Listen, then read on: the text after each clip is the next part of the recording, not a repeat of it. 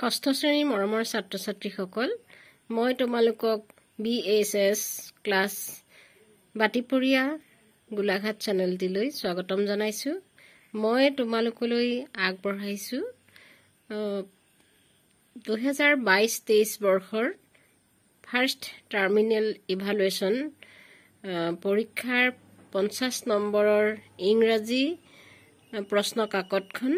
তোমালোকে এটা 10 নম্বৰ তোমালোকৰ পঠন নাইবা প্ৰজেক্ট বিদ্যালয়তে ল'ব পৰীক্ষাটো, আৰু 40 নম্বৰ তোমালোকে লিখিব লাগিব।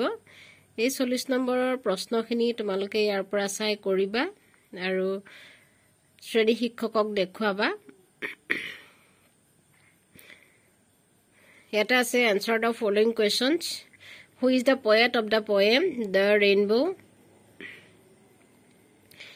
ঠিক সেইদৰে প্ৰশ্নবোৰ তোমালোকে পঢ়ি যাবা, মই পঢ়ি নাথাকো।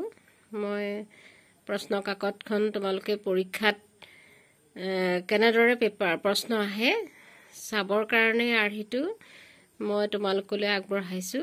তোমালোকে ভালদৰে এইখিনিৰ লগতে সহযোগ কৰি বাকী পাঠৰ প্ৰশ্ন উত্তৰবিলাক চাবা।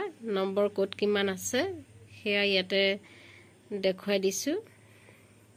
ইয়াতে যিখিনি পাঠৰ প্ৰশ্ন উত্তৰ আহিছে সেইখিনি পাঠৰ ভিতৰতে তোমালোকৰ এইবাৰ প্ৰশ্ন কাকত আহিব।